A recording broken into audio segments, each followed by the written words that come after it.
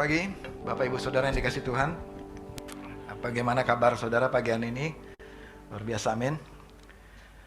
Ya.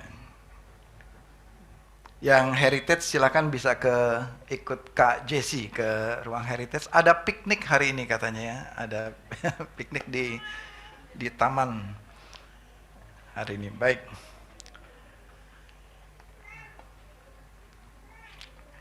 Katakan ke sebelah kiri kanan, kamu keren sekali hari ini. Katakan. Ya. Baik, Bapak Ibu Saudara, saya mendorong Bapak Ibu Saudara untuk bila saudara ada permohonan doa, saudara bisa isi di permohonan doa ini. Tim pastoral akan mendukung dalam doa. Kami, saya dan Sharon terus mendukung saudara dalam doa. Ya, saya percaya ada kesaksian-kesaksian yang luar biasa bahwa Allah yang kita sembah, Allah yang mendengar doa kita. Amin, saudara. Baik, kita hari ini masih ada di seri di upper room, ya, di lantai 2 Yerusalem. Ya, mari kita ada di minggu terakhir berarti ya, di minggu keempat dari seri di the upper room. Kita ada di hari ini kita akan buka dari Kisah Para Rasul pasal ke-19. Kisah Para Rasul, mari saya ajak saudara untuk kita membuka Alkitab kita di pasal 19. Saya akan membacakan satu ayat pembuka dari Kisah Rasul 19 ayat yang ke-20. Dengan jalan ini makin tersiarlah firman Tuhan dan makin berkuasa. Ini adalah suatu kesimpulan dari perikop ini. Dengan jalan ini makin tersiarlah firman Tuhan dan makin berkuasa. Oleh karena itu ini yang saya beri judul pada hari ini, makin tersiar dan makin berkuasa. Mari kita buka di dalam doa. Bapa yang baik yang bertata dalam kerajaan surga, pada pagi hari ini kami serahkan hati, pikiran, telinga kami terfokus, tertuju hanya kepada firman Tuhan saja pada pagi hari ini. Agar firman ini hidup dan berkuasa mengubahkan kehidupan kami dan membangkitkan iman di dalam hati kami dan menjadi berkat bagi banyak orang. Di dalam nama Tuhan Yesus kami berdoa. Amin. Amin. Makin tersiar dan berkuasa. Ininya nggak bisa ternyata ya. Nanti dibantu dari belakang aja ya. Oke. Nah, ini udah bisa ya. Makin tersiar dan berkuasa. Bapak Ibu Saudara, apa yang kita hari ini nikmati, ya ini firman Tuhan. Ya. Kita hari ini bisa baca, kita bisa pegang firman Tuhan ini, kita bisa bertumbuh dalam kehidupan kerohanian kita dan dalam kehidupan sehari-hari kita karena firman ini penuh dengan kuasa. Amin. Firman yang kita dengar sampai hari ini, ya kita diberitakan kepada kita setiap harinya, kita baca setiap harinya, dan firman ini menjadi berkat dalam kehidupan kita. Nah, sekarang kita mau lihat, kita mau dengar apa yang terjadi, sejarahnya sampai firman ini bisa ada di tangan kita pada hari ini. Sampai firman ini bisa ada di tangan kita sampai hari ini. Apa sejarahnya? Bagaimana kejadiannya? Kita akan lihat di sini persis kejadiannya ada di sini, tercatat 2000 tahun yang lalu.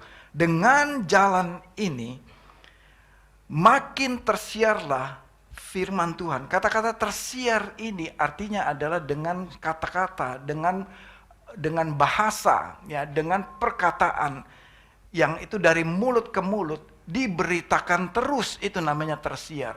Dan makin tersiar itu artinya multiply, semakin bertambah dari mulut ke mulut dan terus tersebar.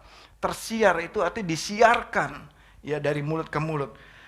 Sekarang lebih canggih lagi, tersiarnya lewat sosial media, lewat multimedia, lewat televisi, lewat radio, dan semuanya semakin tersiar. Dan bukan hanya tersiar, dikatakan di sini semakin berkuasa juga. Berkuasa juga. Jadi firman yang kita dengar, firman yang kita siarkan, yang kita beritakan ini ada kuasanya.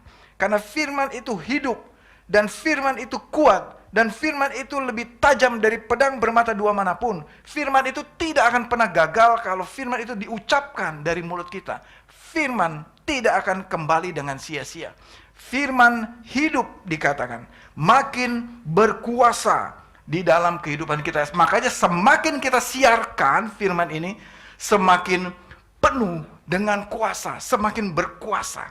Amin saudara-saudara. Oleh karena itu dari mulut kita ini haruslah keluar apa? Firman Tuhan. Jangan ada keluar kata-kata negatif atau kutuk dari dalam mulut kita. Keluar firman Tuhan sehingga setiap perkataan yang keluar dari mulut kita akan penuh dengan apa? Kuasa. Amin. Bisa next slide? Ya. Mungkin Abe bisa ganti baterai ini, ya. Atau Mas Manang, ya, thank you ya. Sorry. Kayaknya baterainya habis. Thank you. Ya, dalam bahasa saya ambil coba dari NLT ya, NLT. So the message about the Lord spread widely. Dan perhatikan, and had a powerful effect. And had a powerful effect. Jadi saudara, jangan main-main dengan firman Tuhan. Amin. Firman yang diberitakan ini had a powerful effect. Berkuasa. Dalam terjemahan ESV-nya, and prevail mightily. Ya. Mighty, penuh dengan kuasa. Ya. Oh, nggak bisa juga ternyata. Ya.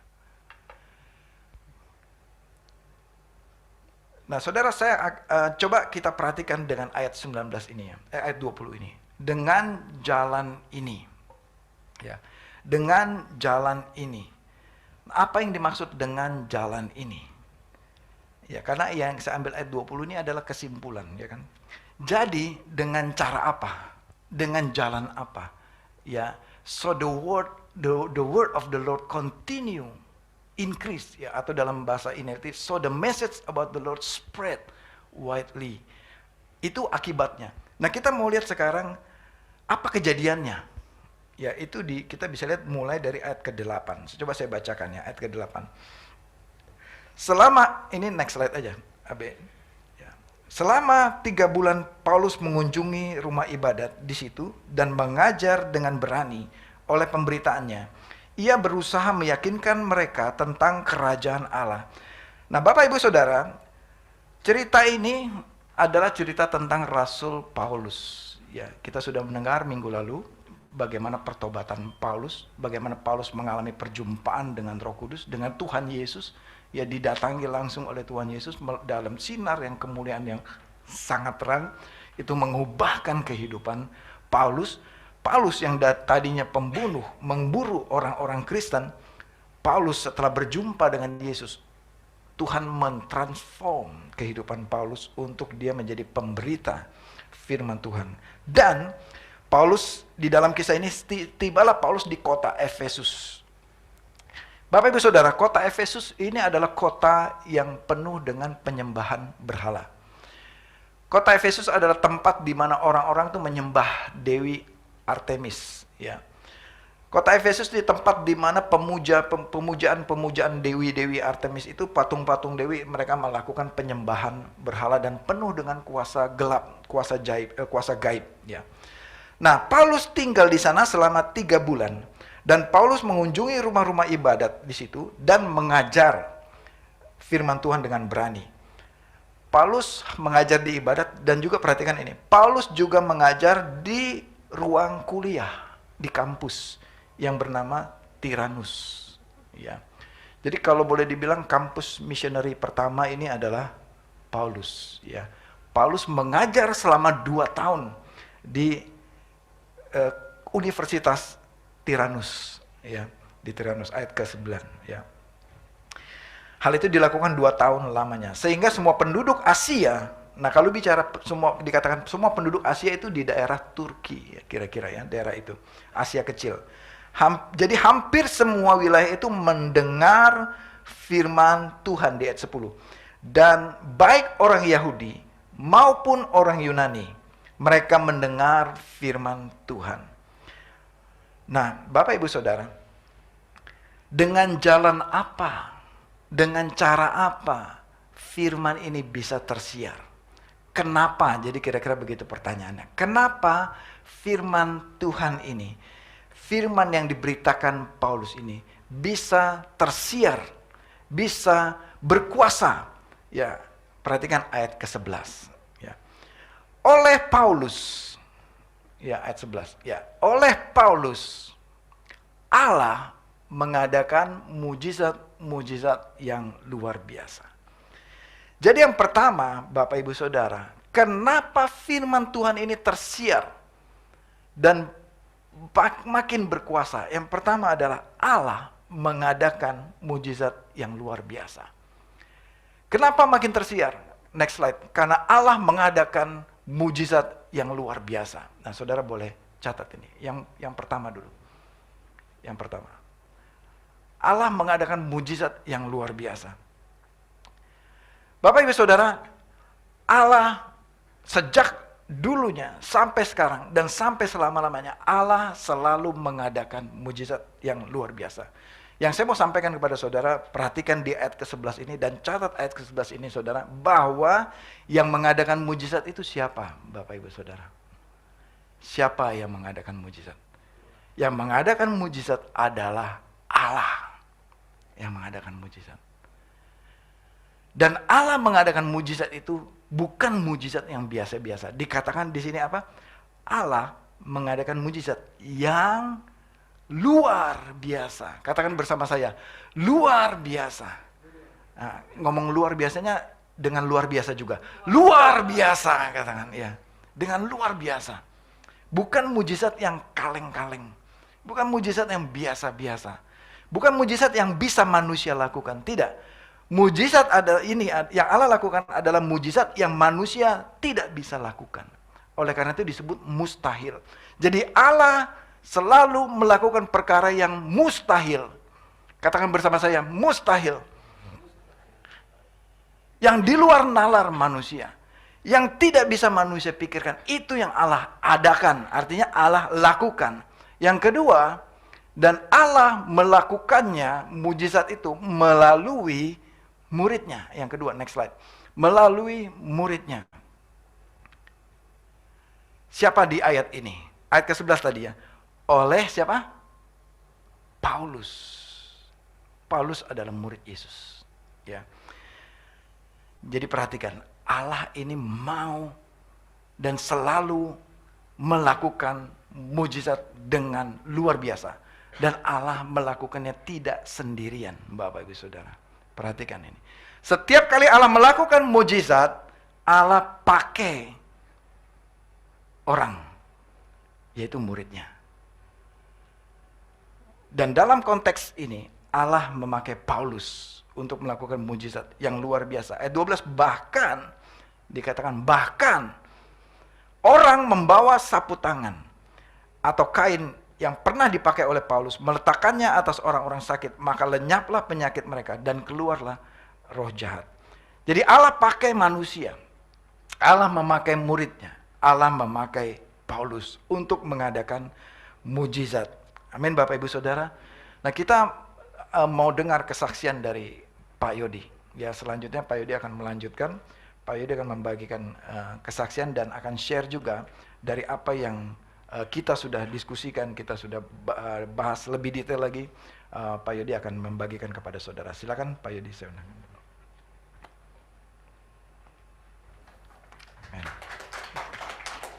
Cek. Shalom Bapak Ibu, terima kasih atas waktunya Pastor Raswan. Baik, saya akan melanjutkan. Nah ini ceritanya kan tentang Paulus yang menginjil di kota Efesus. Nah, di kota Efesus ini ternyata kan tadi Pastor Hasan sudah singgung bahwa kental sekali dengan dunia okultisme. Jadi mereka di kota Efesus ini, warga-warga di kota Efesus ini terganggu dengan kehadiran seorang Paulus. Karena Paulus membawa berita Injil, yaitu masuk untuk menyebarkan Injil di kota Efesus. Nah, tentu saja orang-orang yang ada di kota Efesus ini pasti menolak. Karena mereka kan belum pernah mendengar sama sekali tentang kerajaan surga. Jadi mereka ini yang mereka tahu adalah dunia-dunia okultisme. Nah, apa saja yang membuat mereka terusik? Karena mereka ternyata di kota Efesus ini, sebagian dari penduduk situ berpenghasilan yaitu untuk menjual patung-patung Artemis, seperti yang Pastor sudah katakan. Artemis ini adalah dewi dari Yunani kuno pada saat itu. Nah, jadi mereka sangat terganggu karena Paulus masuk dengan mengabarkan Injil. Nah, jadi mereka menentang Paulus pada saat Paulus mengabarkan Injil. Nah, pada saat Paulus masuk ke kota Efesus ini, dan ini adalah perjalanan Paulus yang misionaris yang ketiga. Yang pertama, Paulus melakukan perjalanan pertama di Antioquia, kemudian dia ke Galatia atau Frigia, dan dia lanjut ke kota Efesus ini. Dan apa yang terjadi di kota Efesus pada waktu Paulus masuk? Terjadi mujizat, Bapak Ibu. Mujizat yang terjadi yaitu mujizat kesembuhan dan mujizat pengusiran setan atau pelepasan, seperti itu. Nah, mujizat yang dinyatakan Paulus ini kan Tuhan Yesus memakai media, yaitu Paulus itu sendiri pada saat itu. Dan apa yang membuat Paulus bisa melakukan menjalurkan mujizat ini, yaitu kalau kita baca di Kisah Para Rasul 1 ayat 8. Nah, ini kamu akan menerima kuasa bila mana Roh Kudus turun ke atas kamu, dan kamu akan menjadi saksiku di Yerusalem dan seluruh Yudea, Samaria sampai ke ujung bumi. Nah, inilah yang modal dari Paulus. Artinya tidak semerta-merta orang bisa melakukan perintah Allah kalau dia tidak menerima Roh Kudus. Nah, Paulus ini sudah menjalankan apa yang menjadi kehendak Tuhan. Dia sudah menerima Roh Kudus, sehingga apa yang dia dilakukan di kota Efesus yaitu pertama dia melakukan kuasanya itu menginjil. Pertama, yang kedua yaitu ada kesembuhan yang terjadi di kota Efesus, dan yang ketiga adalah pengusiran setan atau pelepasan yang terjadi di kota Efesus. Nah, sebelum kita lanjut ke mukjizat yang Yesus lakukan di kota Efesus, kita akan belajar lagi pada saat Paulus menginjil di ayat 8. Nah, Paulus memberitakan Injil ayat 8 ya. Paulus memberitakan Injil pada orang-orang yang belum menerima Yesus. Nah, di situ ada berani ya, di sini enggak muncul ya ayat 8-nya. Ada kata-kata berani. Jadi Paulus ini melakukan pemberitaan firman Tuhan ini berani. Artinya berani ini dalam arti dia tahu konsekuensinya apa. Pertama, dia tahu orang-orang ini pasti menolak dia karena mereka belum pernah mengenal firman Tuhan. Yang kedua, mereka tahu latar belakang Paulus. Paulus ini kan sebelumnya penjahat ya. Dia mengejar-ngejar orang-orang Kristen yang korbannya itu adalah Ananias, Filipus dan sebagainya. Sehingga mereka mungkin pada saat itu kurang percaya. Tapi Paulus, dia tetap berani memberanikan diri karena ada Roh Kudus dalam dirinya dia, dan dia menjalankan perintah Tuhan pada saat itu. Dan dia berani, artinya di situ ada perdebatan yang terjadi, tapi tetap Injil itu tetap Paulus jalankan atau beritakan. Nah, di ayat 9, tetapi ada beberapa orang yang keras hatinya. Mereka tidak mau diyakinkan. Nah, berarti orang-orang ini yang menolak tadi nih. Malahan mengumpat jalan, mereka menghalang-halangi Paulus. Mungkin ada Paulus mau datang ke satu tempat, mereka tutup tempat itu. Pokoknya mereka akan melakukan apa saja supaya Injil ini tidak diberitakan. Tapi Paulus tetap memberitakan Injil itu kepada orang-orang itu. Nah, sama dengan kita Bapak Ibu. Kalau kita mau menyebarkan Injil, kita melakukan bagian kita aja Bapak Ibu. Kita tetap mengabarkan Injil kepada orang-orang yang harus kita jangkau pada saat itu. Untuk urusannya atau kemudiannya prosesnya, apakah orang itu akan terima atau hasilnya dia akan mengikuti Yesus, itu bukan bagian kita. Bagian kita hanya menyebarkan Injil aja. Yang bagian yang kedua itu adalah biarkan bagian Roh Kudus atau Kristus sendiri yang meluluhkan hati orang itu. Nah, itulah yang Paulus lakukan pada saat di ayat 8 dan 9 ini. Nah, di ayat 10 Paulus ternyata juga sampai membuka seperti seminar gitu di kampus-kampus. Nah, dia mengundang banyak orang pada situ. Berarti betapa pentingnya Injil ini yang disebarkan Paulus kepada orang-orang yang ada di Efesus. Tapi mereka menolaknya pada saat itu. Sehingga harusnya kan mereka terima, karena Injil ini adalah kabar baik yang itu kabar keselamatan buat yang ada di situ. Sehingga di ayat 11 mujizat pertama yang Tuhan Yesus lakukan yaitu melalui Paulus. Nah, itu melalui tangan Paulus Allah mengadakan mujizat-mujizat yang luar biasa. Berarti mujizat itu bukan satu kali, karena di situ disebutkan mujizat-mujizat. Berarti ada 2 atau bahkan lebih mujizat-mujizat yang terjadi di kota Efesus ini, yaitu yang pertama adalah mujizat kesembuhan. Yang ayat 12, bahkan orang membawa sapu tangan atau kain yang pernah dipakai oleh Paulus dan meletakkan di atas orang-orang sakit, maka lenyaplah penyakit dan keluarlah roh-roh jahat. Nah, jadi kita jangan salah paham untuk sapu tangan ini. Jadi jangan sampai sapu tangan ini, ternyata ini sapu tangan ini kan hanya media yang Yesus pakai untuk menyembuhkan orang. Jadi jangan sampai salah paham ini, artinya sapu tangan ini kita buat pakai yang supaya aji mumpung, atau ya ini ada sapu tangan Paulus, nah ini bisa nih.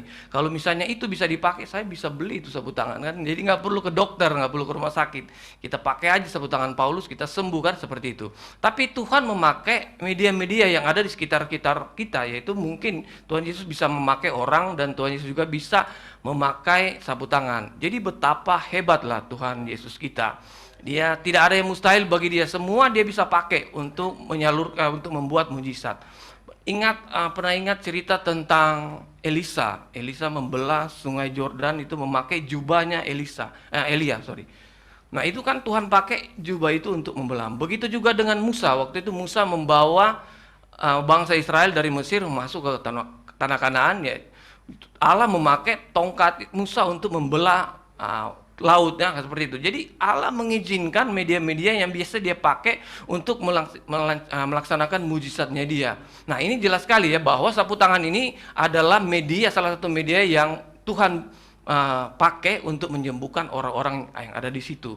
Dan bukan hanya penyakit yang disembuhkan, tapi roh-roh jahat juga ternyata pergi. Nah, seperti cerita tadi kan, di Efesus ini adalah kota dunia okultisme. Jadi jelas sekali bahwa roh-roh jahat itu banyak sekali di sana. Jadi memang Paulus ini sangat punya tantangan masuk ke daerah Efesus ini. Dan kita lanjut di berikutnya, yaitu di ayat 13. Nah ini ada anak-anak Skewa. Nah anak-anak Skewa ini, bapaknya ini namanya Skewa. Dia adalah salah satu imam besar Yahudi. Kalau kita kan yang sudah berumah tangga, kita imam di rumah kita sendiri kan, untuk keluarga kita. Nah ini imam besar, berarti dia mengepalai rumah-rumah tangga yang ada di situ. Ya mungkin dia juga ada satu tempat, atau mungkin seperti peribadatan, dia yang mengepalai. Nah dia punya anak 7 orang yang disebut di sini anak-anak Skewa. Nah mereka menyontek atau mengikuti apa yang dilakukan Paulus pada saat itu. Itu menyembuhkan orang dan mengusir setan dengan nama Yesus. Nah coba kita perhatikan di ayat 13. Juga beberapa dukun Yahudi. Nah di situ ini terjemahan baru. Kalau di terjemahan lama itu adalah tukang jampi, tukang Yahudi yang berkeliling di negeri itu, mencoba menyerukan nama Yesus atas mereka yang kerasukan roh jahat. Nah katanya mereka menyumpahi, jadi mereka mengusir pakai nama Yesus. Nah Bapak Ibu, kalau kita di Jakarta jalan-jalan jam 1 malam atau jam 2 misalnya gitu, kita bisa ketemu dengan Starbucks keliling. Yang ada kita ketemu sama Starbucks keliling. Tapi kalau di Efesus jam-jam segitu, kita akan ketemu dengan orang-orang ini, 7 orang Skewa ini yang mengusir setan. Jadi mungkin ada setan nih, tolong orang anak Skewa, tolong nih, wah, dikejarlah sama dia. Jadi kerjaannya mereka ini mengusir setan. Nah, tapi mereka ada satu waktu mereka mau menyembuhkan orang yang kerasukan setan dan mereka memakai nama Yesus. Tetapi apa yang terjadi di ayat berikutnya, mereka menyumpahi, dan ayat 14, yang melakukan hal itu ya, terus menyumpahi nama Yesus. Tetapi ayat 15, tetapi roh jahat itu menjawab, Yesus aku kenal dan Paulus aku ketahui, tetapi kamu siapa? Nah artinya gitu kan. Kenapa orang anak-anak Skewa ini mengusir pakai nama Yesus, tapi roh jahat itu nggak tahu. Maksudnya roh jahat itu nggak keluar, tapi malahan roh jahat itu menantang dan bertanya, kamu siapa? Yesus saya kenal, Paulus saya kenal, kamu siapa? Kan seperti itu. Nah apa bedanya sih Paulus mengusir setan dengan anak-anak Skewa ini? Ternyata Paulus ini dia ada Roh Kudus di dalam dirinya dia. Jadi dia terhubung. Jadi saya ilustrasikan begini, ini misalnya Roh Kudus. Nah ini Paulus, ini terhubung dengan Yesus, terhubung. Jadi begitu dia numpang tangan seperti ini, itu roh jahat keluar dan lari. Nah ini Skewa hanya seperti ini. Dia nggak tersambung dengan Roh Kudus. Jadi terputus. Di sini ada apa? Ada dosa, ada setan, ada iblis yang Jadi dia hanya padahal dia memakai nama Yesus, tapi dia nggak terhubung dengan Yesus, dengan pemberi mujizat itu. Jadi setan-setan malahan balik memberdayakan dia. Jadi yang pertama itu tersambung dengan Roh Kudus. Yang kedua, anak-anak Skewa ini bukan murid Yesus. Karena apa? Mereka belum menerima Yesus. Mereka hanya mencatut nama Yesus. Jadi seperti mencatut itu dia hanya sekedar tahu. Seperti saya tahu Pak Presiden, Pak Jokowi, dia tahu saya nggak mungkin. Kalau sekedar tahu kan, kalau saya kenal, misalnya saya kenal Pastor Raswan, sama keluarga saya kenal, Pastor Raswan juga tahu saya. Berarti itu ada hubungan, saling kenal gitu kan. Jadi ada hubungan di situ. Jadi Paulus ini ada hubungan dengan Roh Kudus, dengan Yesus. Makanya dia menyembuhkan melalui pakai Roh Kudus untuk menyembuhkan orang. Nah, anak-anak Skewa ini tidak terhubung. Jadi perbedaannya di situ. Anak-anak Skewa perbedaannya dengan Paulus, yaitu mereka tidak terhubung dengan Roh Kudus dan mereka ini bukan murid Yesus. Nah, menurut saya inilah tanda-tanda seorang murid. Jika kita bisa mengusir setan seperti itu, itulah tanda-tanda kalau kita tuh seorang murid. Nah, seperti yang dikatakan kalau kita melihat di 1 Yohanes 4 ayat 4b, karena apa? Roh kita tuh, tanda-tanda itu kita seorang murid, roh kita tuh lebih besar daripada roh yang ada di dunia ini. Nah, ini di 1 Yohanes 4 ayat 4b. Itu dikatakan, sebab roh yang ada dalam kamu lebih besar daripada roh yang ada di dalam dunia ini. Nah, itulah yang dipakai oleh Paulus. Makanya kita tahu, kita semua di sini sudah punya Roh Kudus. Jadi kita punya roh yang lebih besar daripada roh yang ada di dunia ini. Makanya kita bisa mengusir setan, kita juga bisa menyembuhkan orang karena ada Roh Kudus yang ada dalam diri kita.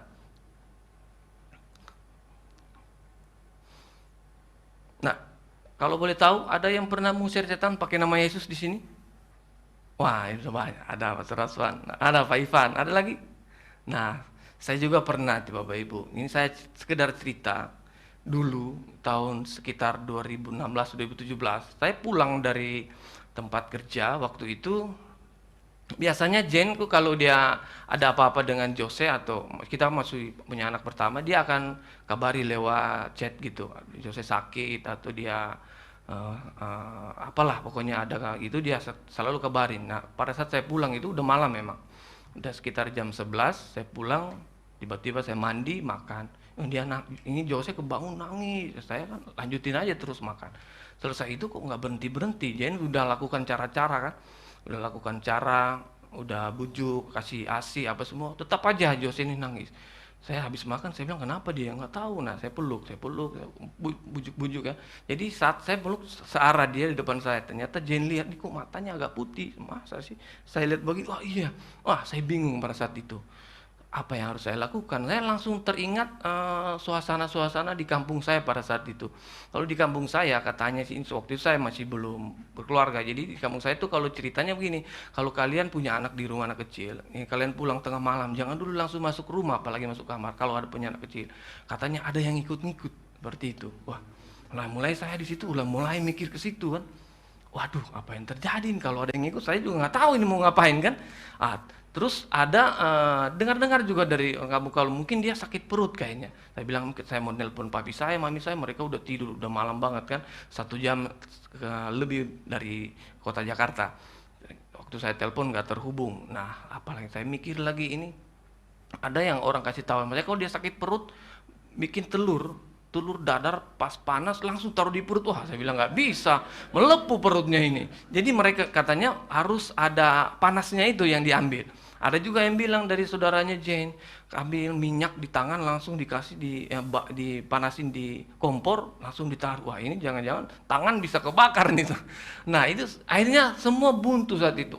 Jose ini nangis terus udah 40 menit. Ternyata Bapak Ibu saya ambil Alkitab ujung-ujungnya. Alkitabnya udah lama, pas saya ini udah punya debu. Memang pada saat itu ya saya percaya Yesus, tapi ya masih suam-suam gitu, kayak ya kok ke gereja tuh kayak kabel selam, setahun sekali, 2 tahun sekali ya seperti itu. Kenapa yang terjadi?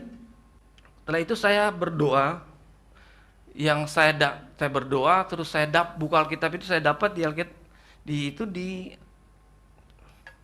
ayat yang saya dapat itu di Yakobus 4 ayat 7. Karena itu tunduklah kepada Allah dan lawanlah iblis, maka ia akan lari daripadamu. Nah, langsung saya dapat ayat ini saya bacain terus sambil saya doa tumpang tangan. Ternyata dia benar. Dia hilang. Maksudnya dia udah berhenti nangisnya, terus dia udah mulai bisa diajak bercanda. Akhirnya saya malam itu sampai jam 3 ladenin dia bercanda, nggak bisa tidur. Tapi ternyata saya renungin, oh iya berarti dia ini bukan sakit. Kalau dia sakit, kalau dia panas pasti sampai besok dia panas kan, atau apa. Tapi hilang seketika. Wah, saya langsung vonis, oh berarti ini anak kerasukan setan. Nah, seperti itu. Tapi puji Tuhan, walaupun pada saat itu saya tetap percaya sama Yesus, tapi Roh Kudus bekerja dan bisa disalurkan mujizat yang terjadi sama Jose. Amin. Luar biasa Tuhan kita ya. Oleh karena itu Bapak Ibu, saya dari hari ini saya ingin mengatakan bahwa penting sekali kita tuh terhubung dengan Roh Kudus yang pertama, dan yang kedua adalah penting sekali kita menjadi murid. Jadi bukan sekedar kita percaya aja sama Kristus, tapi kita harus jadi murid. Dan kalau bisa setelah kita jadi murid, kita juga harus memuridkan. Karena seperti judul kita pada ini, makin tersiar. Jadi kitalah yang akan menyiarkan kebenaran firman Tuhan. Kitalah yang akan memberitakan kemana firman Tuhan ini akan diberitakan. Itulah menjadi tugas kita, bukan kita hanya sekedar percaya. Jadi ada 3 yang Tuhan mau. Pertama, kita percaya. Kalau kita cukup kayak saya tadi, cukup dipercaya. Tapi yang Tuhan mau kita percaya, yaitu yang kedua kita harus jadi murid. Dan yang ketiga kita harus memuridkan. Nah, itulah yang Tuhan mau, yang saya belajar dari yang terjadi di Paulus di kota Efesus ini. Jadi kita juga bukan percaya, kita harus menjadi murid. Nah, apa yang terjadi Bapak Ibu di ayat 17 dan sesudahnya? Jadi hal ini diketahui oleh seluruh penduduk Efesus, baik orang Yahudi maupun Yunani. Jadi sudah tersiar dimanapun mereka berada. Pada saat itu mereka sudah tersiar tentang apa yang terjadi di kota Efesus, yaitu penyembuhan dan roh-roh jahat itu dikeluarkan, yaitu adalah pengusiran roh-roh jahat. Nah, Bapak Ibu, yang kita belajar juga di sini adalah mereka tuh bayar harga. Pada saat itu di ayat 18, banyak di antara mereka yang telah percaya datang dan mengaku di muka umum bahwa mereka pernah melakukan perbuatan-perbuatan seperti itu. Dan lanjut, ayat 19, banyak juga di antara mereka yang pernah melakukan sihir. Nah, ini ayat bagus sekali ini. Melakukan sihir, mengumpulkan kitab-kitabnya lalu membakarnya di hadapan semua orang. Nilai kitab itu ditaksir 50.000 uang perak. Nah, jadi Bapak Ibu, mereka bayar harga untuk pada saat mujizat terjadi mereka dengar dan mereka melihat langsung, mereka bayar harga. Akhirnya mereka dari tidak percaya, awalnya kota Efesus ini dipenuhi dengan dunia okultisme. Jadi mereka sudah percaya kepada Yesus dan mereka menerima Yesus. Akhirnya apa yang mereka lakukan? Mereka bertindak, yaitu mereka melepaskan atau kitab-kitab yang ada mereka bayar pada saat itu mereka buang atau mereka bakar. Jadi mungkin saya bisa ceritakan ini. Saya berimajinasi bahwa mungkin mereka datang ke dukun-dukun itu, bayar, Pak, kita pelaris usaha, bayar, datang lagi besok, pelaris jodoh, kan seperti itu. Jadi sudah nggak terasa itu sudah 50.000 uang perak. Saya kemarin coba searching, itu 50.000 uang perak ternyata itu di dunia sekarang saat ini itu bisa nilainya 5 juta dolar loh Bapak Ibu. Banyak sekali, ternyata mereka memang bayar harga.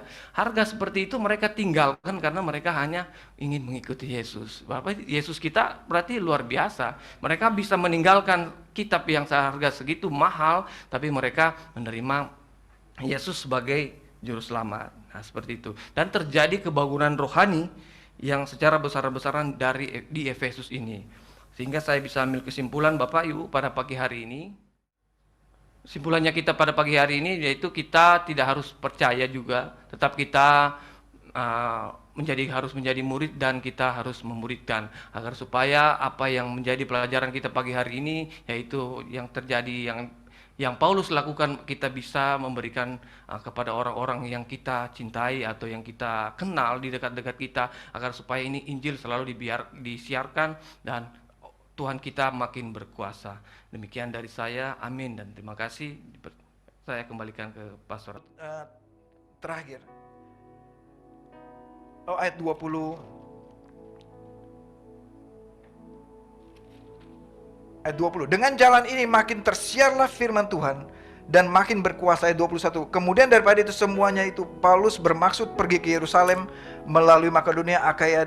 Katanya, sesudah berkunjung ke situ aku akan melihat Roma juga. Saudara, dari Efesus ini firman Tuhan bukan hanya tersiar di Efesus, sampai ke Roma, sampai ke Spain, sampai ke Eropa, dan sampai ke seluruh penjuru dunia. Firman ini terus tersiar, dan semakin banyak murid Yesus semakin banyak orang menjadi percaya, menjadi murid Yesus, ya. Dan semua orang menjadi takut dan menjadi makin percaya kepada Tuhan Yesus Kristus. Amin, saudara. Jadi pada hari ini kita telah menyelesaikan seri di Upper Room. Ini lanjutan dari seri Pentakosta 4 minggu yang lalu, ya. Dari karya ketika Roh Kudus turun, dan kita dengarkan kesaksiannya sampai hari ini. Kita mendengarkan mujizat yang luar biasa. Paulus memberitakan Injil di kota Efesus, dan terus dikatakan Paulus sampai ke Roma. Ini karena pencurahan Roh Kudus yang kita sudah bahas minggu pertama kemarin. Amin. Dan mujizat terus terjadi dalam kehidupan para rasul-rasul. Dan saudara, ini yang saya mau sampaikan. Terakhir penutupan seri khotbah ini. Kisah para rasul.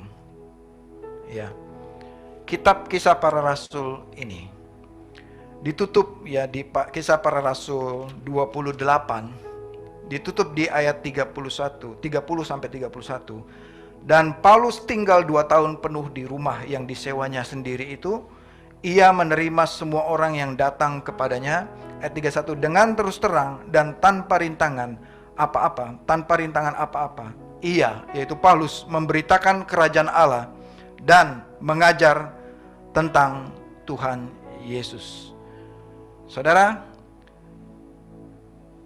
ayat ini, surat ini yang ditulis oleh Lukas ini tidak ada salam penutup, Bapak Ibu Saudara.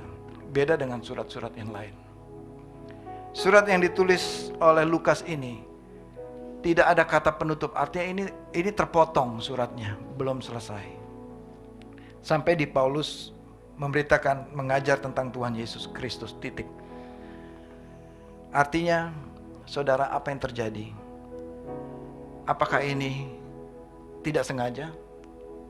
Saya percaya Roh Kudus membiarkan kitab Kisah Rasul ini belum selesai. Artinya, karya Roh Kudus pada hari itu masih berlanjut sampai dengan hari ini. Amin, saudara. Kitab Kisah Para Rasul ini belum selesai. Karena kitab Kisah Para Rasul ini bukan para rasul yang mengadakan mujizat. Tapi siapa tadi yang mengadakan mujizat? Allah yang mengadakan mujizat. Dan ketika Allah mengadakan mujizat, tidak selesai sampai di sini. Tuhan masih mengadakan mujizat sampai hari ini, sampai besok, sampai minggu depan, sampai tahun depan, dan sampai Tuhan Yesus datang kedua kalinya. Tuhan masih melakukan mujizat. Dan kitab ini belum selesai. Selanjutnya ada nama saudara di kitab ini, ada nama saya di kitab ini, ada nama kita semua. Semua tindakan-tindakan mujizat Allah yang Allah lakukan melalui kita ada di lanjutan dari kisah ini. Amin, saudara. Saudaralah aktornya di kitab Kisah Rasul ini selanjutnya. Amin. Katakan sebelah kiri kanan, Andalah aktornya selanjutnya. Andalah aktor selanjutnya. Ya. Amin, Bapak Ibu Saudara. Baik saudara, mari kita tutup ibadah kita. Kita bisa bangkit berdiri pada siang hari ini. Kita tutup dengan doa. Kami mengucap syukur. Kami juga mendoakan saudara-saudara kami yang diutus ke Semarang pada hari ini. Kami berdoa untuk kehidupan mereka ada di dalam covering perlindungan Tuhan. Pastor Nur, Ibu Iyun, anak-anak mereka, dan juga Enda. Pada saat ini kami berdoa Tuhan yang memperlengkapi, menyediakan apa yang mereka butuhkan, dan mereka akan berbuah, dan Tuhan akan memakai mereka seperti Tuhan memakai Paulus untuk menggoncang kota Efesus, dan biar Tuhan memakai mereka, oleh mereka Tuhan mengadakan tanda-tanda mujizat yang ajaib untuk menggoncangkan kota Semarang. Tuhan, terima kasih Bapa di surga. Kami memberkati misi perintisan gereja di kota Semarang pada hari ini. Tuhan, kami bersyukur juga untuk firman pagi hari ini, dan Tuhanlah yang memberkati jemaat-Mu. Oleh karena itu, jemaat yang dikasihi Tuhan, pulanglah dengan damai sejahtera, Pergilah dan jadikanlah semua bangsa murid Kristus, dan terimalah berkat pada hari ini. Tuhan memberkati engkau dan melindungi engkau. Tuhan menyinari engkau dengan wajahnya dan memberikan kau kasih karunia. Dan Tuhan menghadapkan wajahnya kepadamu dan memberikan kau damai sejahtera, persekutuan dengan Roh Kudus sampai selama-lamanya, sampai Kristus Yesus datang kedua kalinya. Dan semua jemaat dengan iman menerima berkat ini, katakan bersama-sama, amin, amin, amin.